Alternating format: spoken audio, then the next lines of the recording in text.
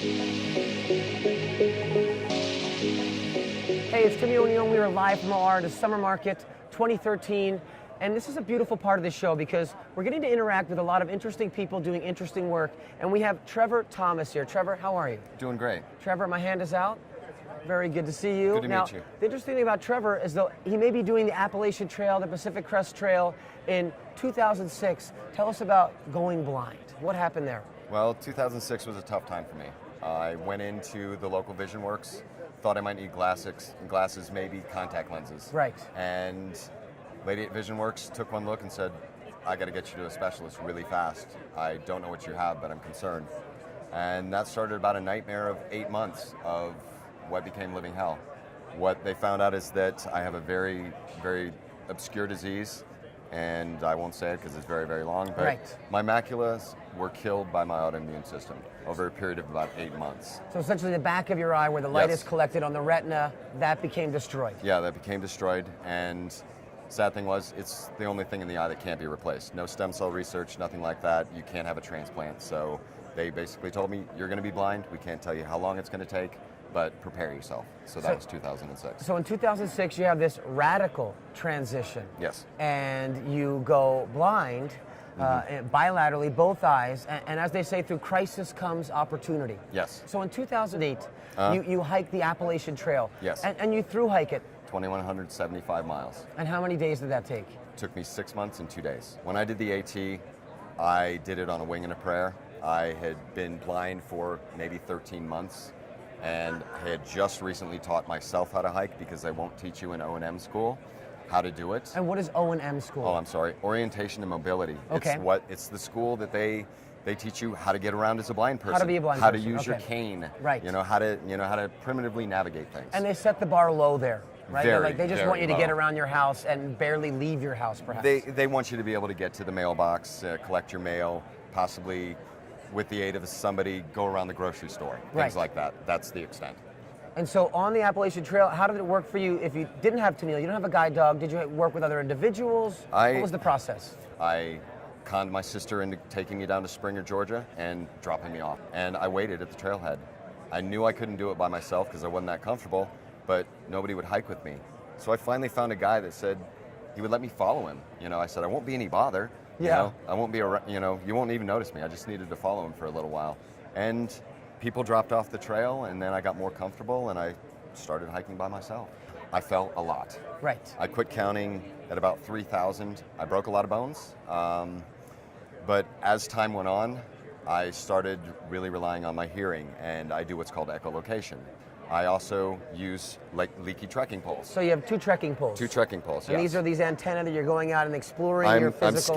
I'm scanning in front, Okay. and if I'm going to fall, which I did a lot, they provide extra stability. It was simply, I got to the point where I could feel through my feet, through the soles of my shoes. I could feel the trail. I could feel and listen to know if I was starting to veer off trail. And if I ever got to a point where I didn't know where I was, I sat on the side of the trail and I'd wait. Eventually somebody would come by. I think my record was 8 hours. 8 hours waiting for somebody. Just to verify, to say, am I going to Canada? And so through that arc of defining your own normal and becoming this individual who is very capable and exploring the wilderness, you go on to hike many other trails. Yes. In 2010, you did the PCT. 2011 was a very huge year for you. You did Yes. many trails, the Tahoe Rim, the Colorado Trail. And so through that arc, you now become an advocate. Right, you joined Yes. the board of directors of No Barriers. Tell us about No Barriers. No Barriers is a wonderful organization, and I couldn't be more pleased to be asked to be on the board, because if it wasn't for one of its founders, Eric Weinmeier, I wouldn't be standing here today. And Eric Weinmeier, of course, in 2001 became the first and I believe only blind man to stand on top of Everest. Yep, and all 7 summits. And all 7 summits, and now I Yes. believe he's kayaking the length of the Grand Canyon. So he's a mentor of yours. He was the first blind person I ever met other than myself. Wow. So after meeting him, I saw him speak. We talked a little bit afterwards, found out we're the same age. We have similar interests, went blind in similar fashions. And he just said, you have no excuse, you can do this. I did it. And that really, came home to me. And now, how else does your advocacy work? You must be working with individuals that reach out to you endlessly. Yes. Like Trevor Thomas, you are a hero, you are a mentor, you Yeah. are a guide. So how does that work? It's actually really rewarding. I've had people contact me over the internet saying, for instance, there's a young man in Charlotte that was blinded tragically in a gunshot wound. His mom reached out to me and said, he's having a hard time. Would you please come and just spend time with him? So I got him out on the trail, started hiking with him, and he's really come into his own. He now is accepted the fact that he's blind, and it's not this devastating, life-ending experience, that he actually was able to embrace it. And it's that life doesn't end, it Yes. just begins again in this Yes. new way, perhaps. It simply changes. Right. And it changes in a lot of ways for the better. And so what are the changes that are coming up for you personally? So what are some of your next adventures that you're looking forward to? The next adventures, we're really excited after getting done with the MST, which is the Mountain to Sea Trail. Okay. That was Tennille's first through hike, so completed that, and now we've got the opportunity to go to Europe. So we're going to do the Camina in Spain, which goes through the Pyrenees for 500 miles. Then we're going to jump on E4, and we're going to do an additional 1,200 through Italy, France, Germany, and England. Now, with all of this walking, Yes. You must be going through a lot of shoes. Who do you work with within this industry that supports your work? Because Anu provides me with all my footwear. Excellent. I'm proud to announce that they're actually in development of a shoe that is based on mine. the Trevor So, Thomas shoe, dude. I'm getting those on my feet. I'm going to be very good at walking. It's going to be the 0-0 shoe. Very So cool. We're really excited about that. And of course, Sol provides me with insoles. Thorlo does my socks. I have Ex Officio and Marmot for my clothing.